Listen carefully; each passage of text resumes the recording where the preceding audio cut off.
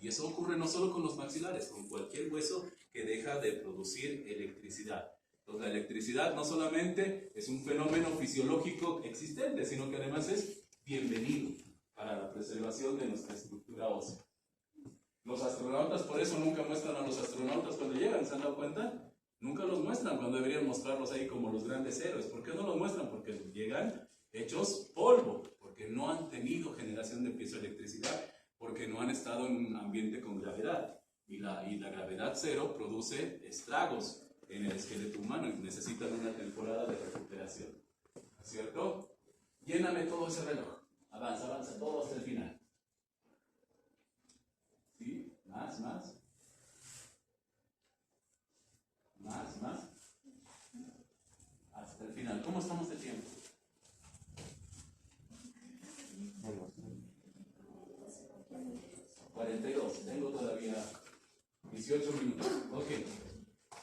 Ahora fíjense, en esta línea de tiempo nosotros vamos a comparar qué es lo que sucede si yo hago una fuerza intensa, inapropiadamente intensa. Eso va a estar reflejado en los relojes de arriba. Y hacia abajo, ¿qué es lo que pasaría si tuviera exactamente el mismo comportamiento, pero con una fuerza apropiada, ya no con una fuerza intensa? Si yo hago una fuerza intensa durante un segundo y la preservo, como la fuerza masticatoria, por ejemplo, la mantengo de 3 a 5 segundos, eso va a producir una deformación a nivel del ligamento periodontal, que es la oclusión de los vasos, ¿no es cierto? ¿Se acuerdan que acabamos de ver eso? Pero si inmediatamente suelto y dejo de acoplar las caras oclusales, no va a haber problema, inmediatamente los vasos se recuperan. Pero ¿qué pasa si sigo haciendo esa fuerza?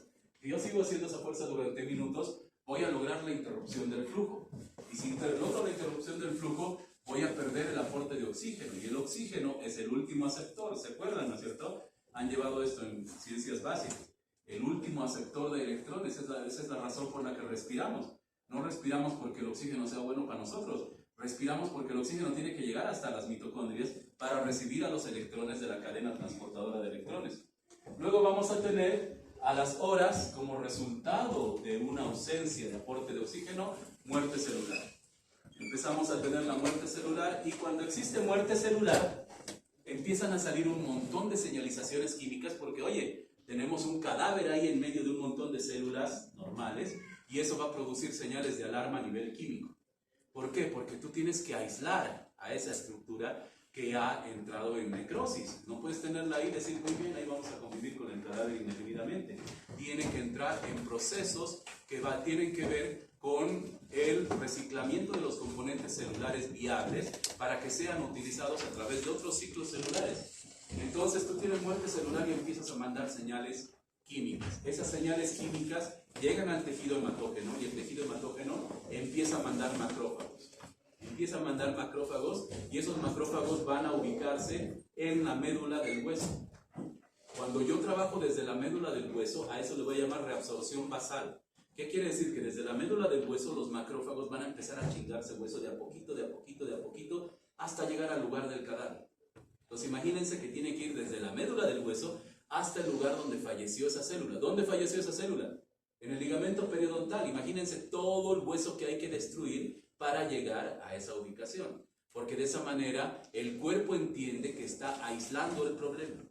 Entonces, cuando aísla el problema, muy bien, estás haciendo reabsorción basal, estás destruyendo hueso masivamente por haber hecho una fuerza intensa, una fuerza inapropiada. Llega al ligamento periodontal y al llegar al ligamento periodontal, el resultado va a ser que ya has destruido tal cantidad de hueso que muy probablemente el diente se va a mover. ¿Se va a mover cómo? Dando un salto al vacío. Porque acabas de destruir un montón de hueso cercano a ese diente. Entonces, eso ya no se llama movimiento dental. Eso se llama exodoncia indirecta. Ese diente se va a perder porque has destruido su estructura de soporte. ¿Cómo la has destruido? Haciendo fuerzas intensas inapropiadas que han motivado una reacción tisular que va a producir reabsorción basal. ¿Por qué se llama basal? Porque viene desde la médula ósea. Facilito, ¿no es cierto? Comparado con esto, vamos a tener a un tipo de reabsorción apropiada, una reabsorción que sí tenemos nosotros que generar, que se llama reabsorción frontal. Puede parecer muy coloquial el término, pero en realidad es porque está ahí justo al frente del fenómeno que estamos haciendo. Entonces, la reabsorción frontal es la que vamos a producir nosotros abajo, en verde. Si yo empiezo a hacer movimiento dental, fuerzas leves, voy a producir el segundo, la señal piezoeléctrica. Eso preserva la morfología de mi hueso. 1 a 2 segundos va a empezar a salir el líquido del ligamento periodontal. 3 a 5 segundos voy a lograr la distorsión vascular. Distorsión, no oclusión. Estoy modificando mecánicamente la forma de mi vaso, pero no lo estoy aplastando. No estoy inviabilizando el paso de sangre. Entonces, eso va a producir en minutos mediadores, flujo alterado de prostaglandinas y citoquinas. A las horas van a empezar los mensajeros químicos y a las 4 horas la estrella. ¿Cómo se llama la estrella? A los 2 días va a empezar el movimiento dental. ¿Por qué? ¿Qué es lo que hace la estrella? La estrella va al ligamento periodontal y en el ligamento periodontal tenemos un montón de células desde que nacemos que se llaman células mesenquimales. Mesenquimal quiere decir que viene del mesodermo. Entonces, estas células, que pueden ser eventualmente células sanguíneas, células óseas de tejidos dentarios, no se han especializado, se han quedado así inmaduras intencionalmente para lo que necesite el cuerpo. Entonces, fíjate, si nosotros somos producto de Dios o de la evolución, que depende de lo que cada uno de ustedes crea, cualquiera de los dos, cuando nos diseñó con la capacidad de mover dientes. Porque nosotros no pusimos esas células viven en el ligamento periodontal. Y el momento en que el galán aparece, el adenosín monofosfato cíclico, le da la señal a estas células mesenquimales inmaduras de madurar. ¿Y en qué maduran? Maduran en osteoblastos. Dicen, aquí necesitamos mover dientes, no necesitamos aposicionar capas de hueso, necesitamos osteoblastos. Los hace que ellos maduren, que podrían madurar en otras líneas celulares, maduran en una línea celular específica que el cuerpo necesita. Y eso lo logra el adenosín monofosfato cíclico. La maduración, y gracias a eso tenemos efectivamente remodelación, juego entre osteoblastos y osteoclastos. Osteoclastos reclutados también desde el tejido hematógeno. ¿Se entiende? ¿Sí? ¿Hay alguna duda? Ok, pasamos a las 6 llaves.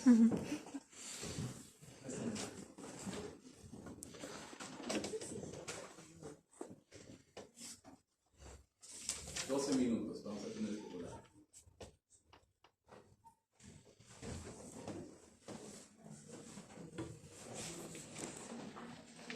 ¿Es obras de arte, no es cierto? ¿O no se acuerdan? Sí. ¿Para qué? ¿No? ¿Veras, no se acuerdan? O nadie de los presentes ha asistido a nuestra teórica virtual. Creo que es para la posición de maxilar inferior, doctor. No, no exactamente. Subjetiva y objetiva, doctor. Ándale, ¿quién dijo eso? ¿Cómo te llamas? Aleida. Aleida, tienes toda la razón. La objetividad y la subjetividad, ¿no es cierto? La apreciación de la belleza es un ejemplo de subjetividad. Algunos de ustedes pueden decir, qué obra de arte espectacular, otros pueden decir, sí, más o menos, porque nuestra percepción de la belleza es muy individual para cada uno de nosotros, ¿no es cierto? A la mayoría de ustedes les puede gustar la dama de la perla. Ponme la siguiente.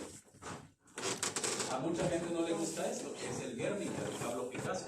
Lo encuentran chocante, sobre todo porque tiene imágenes chocantes, porque representa un bombardeo de la Guerra Civil Española, similar a lo que está pasando ahora en Ucrania, donde se chingan civiles, animales, etc. Una más. Y este es el Jackson Pollock número 5. A la mayoría de ustedes no les va a gustar, pero quiero decirles que esta es la obra de arte vendida en la mayor cantidad de dinero en la historia.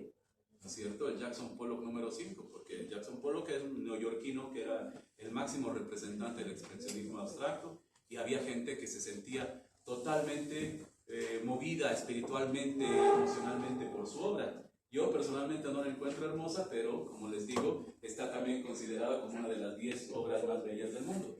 ¿Por qué es importante esto? Para que aprendamos lo que es subjetivo. Cada uno de nosotros tenemos subjetividad. Ese es el problema de la oclusión. Avánzale, por favor. Más. El problema de la oclusión es que en 1899 viene Papi, Edward Angle, el padre de la ortodoncia, a decir, muy bien, vamos a clasificar a todos los seres humanos en clase 1, clase 2 o clase 3, dependiendo de cómo se relacione la 6 superior con la 6 inferior.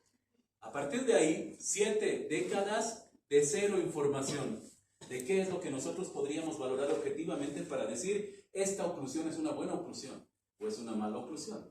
Entonces, durante esas 7 décadas, desde principios del siglo XX hasta los 70, había todo tipo de congresos donde iban los ortodoncistas con sus antes y sus después, sus modelos para mostrar sus mejores casos, ¿no es cierto? Pero ¿cuál es el problema? El problema era que era todo subjetivo. Yo podía mostrarles un caso y decirles, miren qué chingón que soy, miren cómo terminé este caso, pero si no había un parámetro objetivo, ¿en qué te vas a basar para decir, evidentemente, el caso del doctor ha terminado muy bien?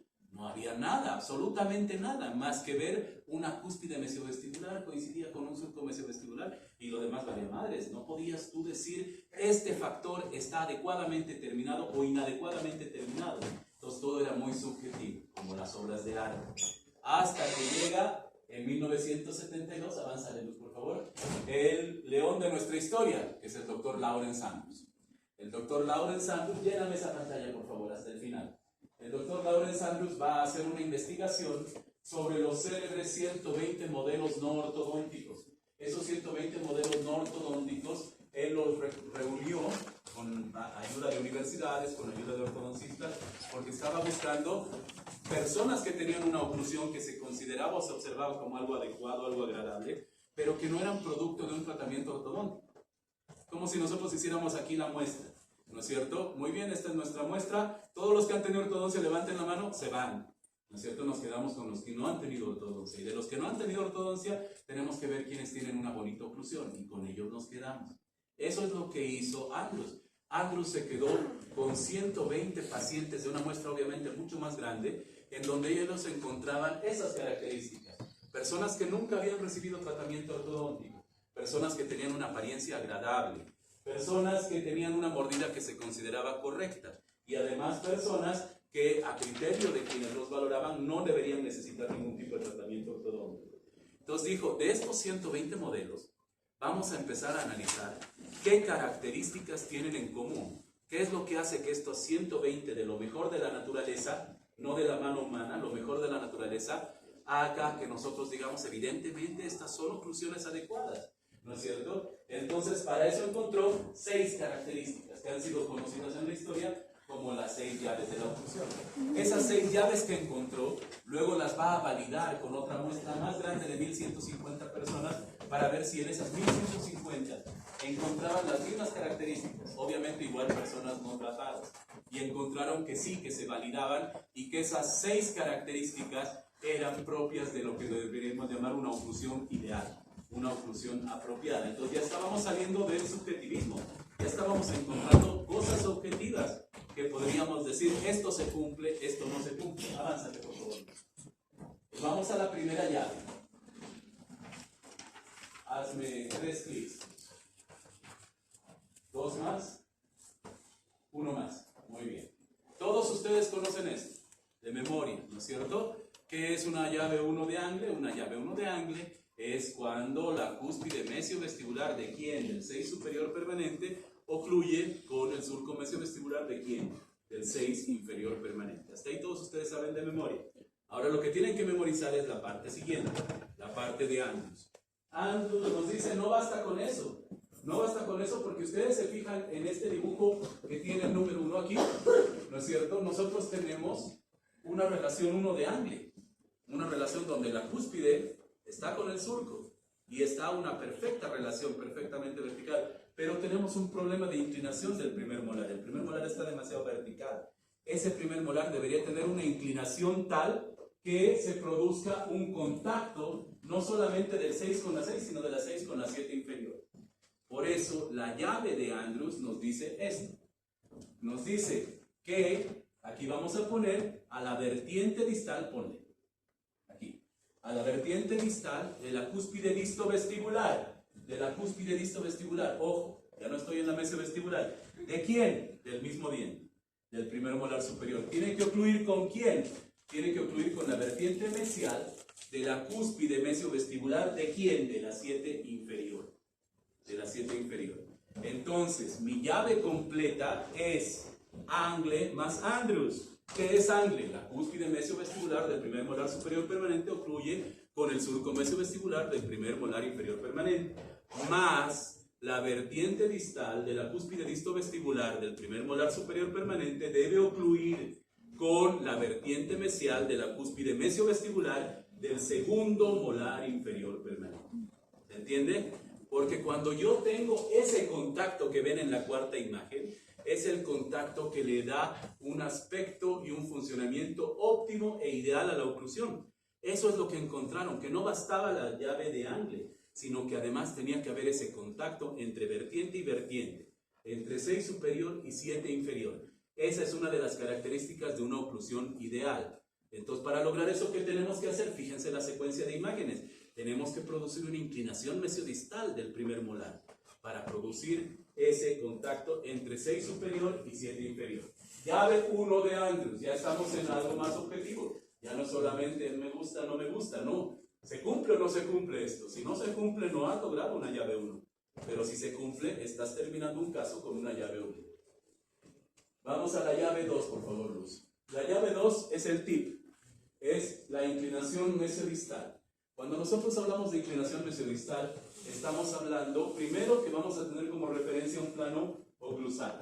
A ese plano oclusal le vamos a hacer esta línea roja, que es una perpendicular, que está en 90 grados con el plano oclusal. Esa línea que está en 90 grados con el plano oclusal, vamos a cruzar la información con esta línea azul. ¿Qué es esta línea azul? Es una línea que está pasando por el centro exacto de la corona de esta pieza dentaria. Y lo que vamos a ver es que entre ambos planos, el plano dentario y la perpendicular, se va a formar un ángulo. En este caso pueden ver el ángulo de 5 grados.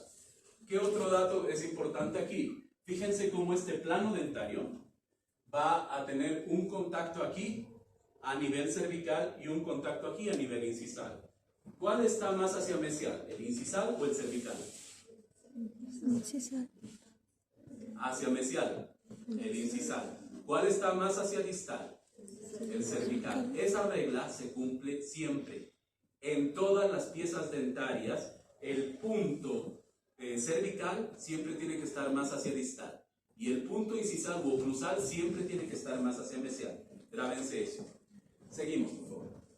Aquí pueden ver en todas las piezas dentarias siempre la misma relación. Cervical más hacia distal, cervical más hacia distal, cervical más hacia distal. En todas las piezas dentarias tenemos que cumplir esa relación.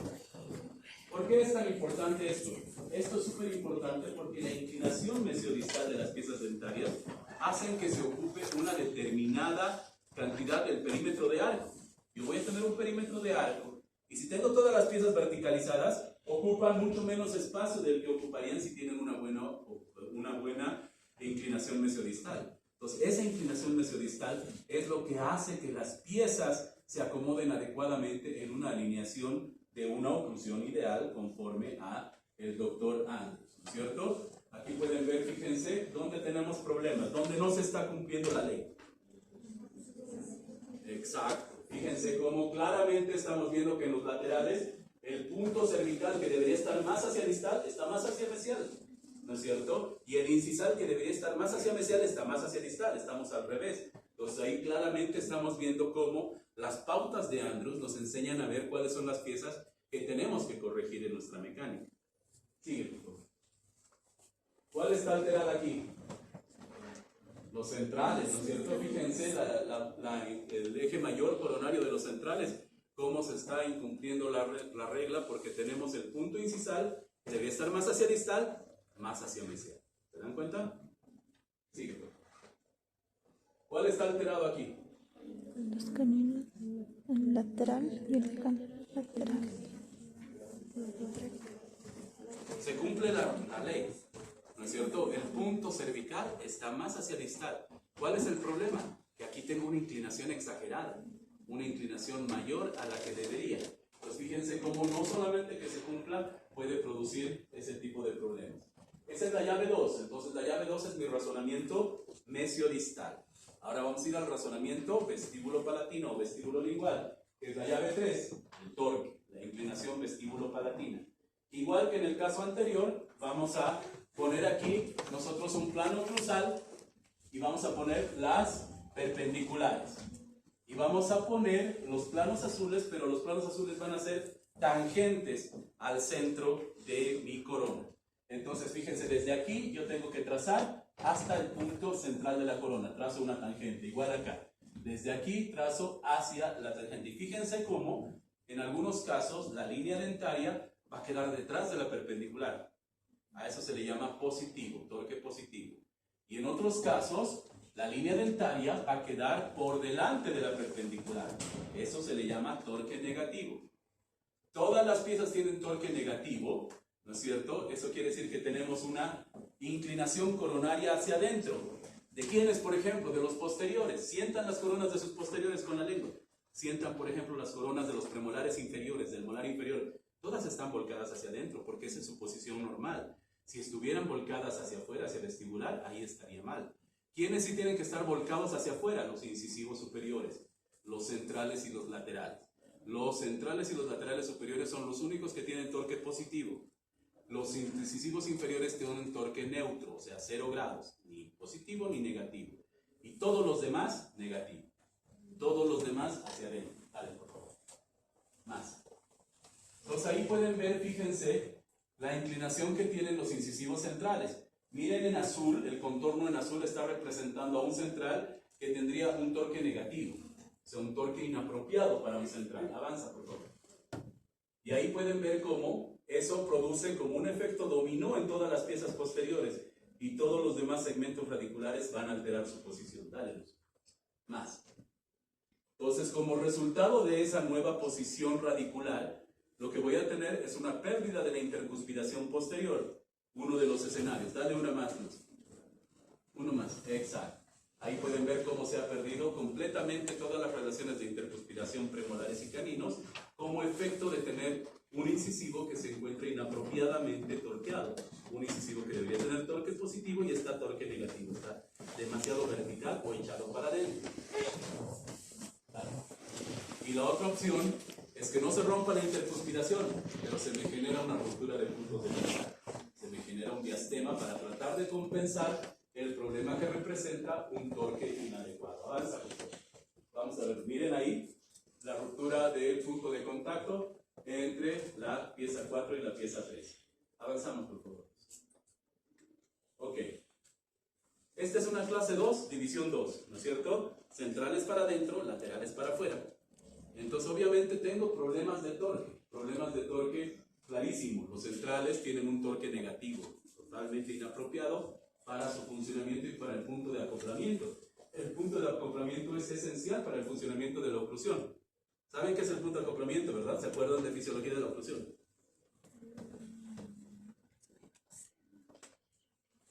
Nada.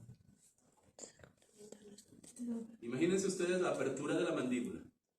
La apertura de la mandíbula, cuando tenemos un pacientito de 5 meses, 6 meses de vida, empieza y se detiene solamente por la presencia de la lengua, porque todavía no tiene piezas dentales. El primer punto de acoplamiento se establece en la erupción de los incisivos centrales, superiores e inferiores, y ahí se produce un primer triángulo de oclusión que se llama el triángulo de Bonwit, ¿se acuerdan? Las dos ATMs con el punto de acoplamiento. A partir de ahí el punto de acoplamiento es lo más relevante para nosotros para los movimientos de protrusiva, porque los movimientos de protrusiva son los bordes incisales inferiores desplazándose sobre las caras palatinas de los incisivos centrales superiores. Ahora imagínense que ese desplazamiento se logra porque estos tienen una determinada inclinación. Ahora imagínense que este diente, en vez de estar así, esté así. No hay protrusiva, este diente está anclado, ¿no es cierto? Y eso va a repercutir en la salud articular. Avanzamos. Fíjense, un montón de torque negativo. Qué feo es este data. Vamos a pedir que lo cambie. Otro. Ahora fíjense cómo cuando tenemos piezas, cuando tenemos maloclusiones esqueléticas, lo que hacen las piezas dentarias es tratar de compensarlas. Si yo tengo un paciente clase 2, o sea que su maxilar está más adelantado que la mandíbula, los incisivos tratan de compensar eso. ¿Cómo? Echando los superiores para atrás y los inferiores para adelante. Lo mismo pasa al revés en este caso, que es una clase 3 esquelética donde tengo la mandíbula muy adelantada en relación al maxilar. ¿Qué hacen los incisivos? Se buscan. ¿Cómo se buscan? Los incisivos superiores se echan para adelante y los inferiores se echan para atrás. Entonces fíjense, esos incisivos inferiores que deberían tener un torque neutro de 0 grados, así implantados directos sobre el hueso, están echados hacia la lengua. Están echados hacia la lengua para tratar de hacer funcional el trabajo de nuestro pacientito, ¿no es cierto? Miren igual, problemas de torque en todas las piezas que están produciendo trastornos a nivel periodontal. Avanza, por favor. Entonces ya hemos visto clase 1, relación molar. Clase 2, relación mesiodistal. Clase 3, relación vestíbulo-palatina. La llave 4, la ausencia de rotaciones. En la llave 4, el estudio del doctor Lawrence Andrews nos dice que no deberíamos tener piezas rotadas, porque las piezas rotadas alteran el perímetro de área. Como en este ejemplo, donde ustedes rotan una pieza y la pieza muchas veces puede ocupar un mayor perímetro de arco o un menor perímetro de arco. Ambas cosas son malas, porque me va a mover a todas las demás piezas de su posición. Y yo necesito tener a las piezas en su posición, como en este caso. Fíjense, miren las rotaciones de los centrales. Los centrales están ocupando más o menos espacio del que deberían. Menos. Exacto. Miren los laterales. Los laterales están ocupando ahorita casi el mismo espacio que los centrales, cuando entre ambos existe una diferencia de dimensión evidente. Luz, por favor. Avanza. Más. En este caso, fíjense los laterales. Los laterales están consumiendo más o menos espacio. Menos espacio. Entonces imagínense, para que yo pueda enderezar esos laterales, necesito generar ese espacio. ¿Y de dónde lo voy a generar? Voy a tener la opción de sacrificar material dentario, que puedo sacrificarlo con desgastes interproximales, o peor aún con extracciones, o voy a tener que generarlo a través de la inclinación hacia vestibular de las piezas. Y eso depende de que yo tenga una buena inclinación de inicio o una inclinación deficiente que acepte la proinclinación. Si ya tengo al paciente proinclinado, soné, no puedo llevar más adelante las piezas. ¿Cierto? Avanza. Una más. Más. La llave 4. Ausencia de... ¿Qué pieza está rotada aquí? Premolar. Primer premolar. Además del lateral. Primero. ¿Lo ven? Fíjense esa rotación. Esa rotación lo que ha producido no solamente es la rotación sobre su propio eje, sino que además la pieza está impulsándose hacia el vestibular precisamente porque no tiene el espacio suficiente para producir esa rotación. Y tengo una persistencia de temporarios inadecuada. Esa persistencia de temporarios inadecuada seguramente muchas veces la van a ver como consecuencia de que el trayecto eruptivo de los permanentes, de los caninos permanentes, es inadecuado. No hay resorción del segmento radicular del residuo por parte del sucedáneo. Sigue, por favor. Una más. Muy bien, vamos a la llave 5. Llave 5. ¿Cómo estamos de tiempo? Ya me pasé. Llave 5, vamos a hacerlo rapidito. Los puntos de contacto preservados, la ausencia de diastemas. ¿Qué es un diastema? Un diastema es la pérdida de un punto de contacto entre dos piezas que deberían estar en contacto. Entonces, si yo no tengo erupcionado, por ejemplo, un canino que está retenido, no puedo decir que tengo un diastema entre la 2 y la 4, porque la 2 y la 4 no deberían tener un punto de contacto entre sí. Solo hay ruptura de puntos de contacto entre piezas que sí deberían tenerlo. ¿No es cierto? Entonces, todos los puntos de contacto deben estar preservados. Una más. Y bueno, ahí fíjense, ya tengo una ruptura de punto de contacto y esa ruptura de punto de contacto va a tener efectos terribles sobre la papila y eventualmente sobre la cresta alveolar, ¿no es cierto? Síguenos. Igual, pérdida de puntos de contacto con efecto deleterio sobre el tejido periodontal. Igual, pérdida de puntos de contacto. Y vamos a la llave 6. La llave 6 es el plano cruzal. En el plano cruzal o curva de Spee vamos a imaginar tres posibles escenarios. Llenan esa pantalla, por favor. Vamos a tener una curva recta, una curva muy pronunciada o una curva inversa. ¿Cuántos de ustedes han tenido ortodoncia? ¿Cuántos han usado brackets? Todos los que han usado brackets saben que su curva de Spee no existe. Está totalmente aplanada. Porque eso hacemos con la aparatología. ¿Por qué? Porque eso nos enseñó Andrews. Andrews nos dice no debe haber una curva de Spee ni leve ni pronunciada. Porque donde hay una curva de Spee tienes una mayor dificultad para lograr una alineación y nivelación apropiada de las piezas dentarias. Entonces, una apropiada relación de piezas dentarias tiene que estar relacionada con una curva perfectamente aplanada, ¿no es cierto? Entonces, ¿qué es lo que encontró en los 120 modelos? Encontró en esos 120 modelos que todos los pacientes que tenían oclusiones ideales tenían curvas planas totalmente, ¿no es cierto? No eran ni pronunciadas ni inversas, eran planos rectos, que es la característica de la oclusión ideal. Sí, pásate todo esto. Sí. Vamos al final. En el auditorio. Vamos al final. Ahí. ¿Por qué es tan importante este tema? Este este tema les va a permitir a ustedes entender mejor la ortodoncia, porque este es el inicio de la era que actualmente estamos viviendo. Una vez. Esto es como un reinado, ¿no es cierto? Mufasa ha existido desde el principio de la ortodoncia. Se llamaba arco de canto. Y es el arco en el que nosotros teníamos que hacer todos los movimientos dentarios doblando el arco. Hoy día se hacen muchos menos movimientos dentarios doblando el arco, porque tenemos una gran cantidad de información que está dentro del bracket. Entonces Simba es el arco recto. ¿Por qué existe hoy día arco recto? El arco recto es la herencia de Andrews. Andrews, a través de estas 6 llaves, nos enseñó que hay 2 de ellas cuya información se puede trabajar dentro del bracket. ¿Cuáles son? La llave 2 y la llave 3. ¿Qué era la llave 2? El razonamiento mesiodistal. ¿Qué era la llave 3? El razonamiento vestíbulo palatino. Hoy día todos los brackets llevan incorporada la información del tip y del torque, dependiendo de la prescripción, ¿no es cierto? La prescripción son diferentes dosis que pueden tener los brackets, más tip, más torque, menos torque, dependiendo de lo que veas que necesita tu paciente. Pero hoy día los brackets funcionan así gracias a esta investigación del Dr. Lawrence Andrews y sus 120 modelos. Entonces hoy día, sean con tapita, sean con liga, sea autoligado, sea lingual, sea lo que sea el bracket, todos esos brackets ahora son hijos del Dr. Lawrence Andrews. Así como todos los brackets que existieron fueron hijos en su momento del Dr. Edward Ryan. Entonces, esa es la importancia del artículo del Dr. Andrews. Es un transformador de la ortodoncia. Existe una ortodoncia antes y después de Andrews. Y hoy día vivimos la ortodoncia después de Andrews porque él nos enseñó estas 6 llaves a partir de sus 120 modelos no ortodónticos. ¿Se entiende? Muy bien, me despido porque si no me van a botar ya.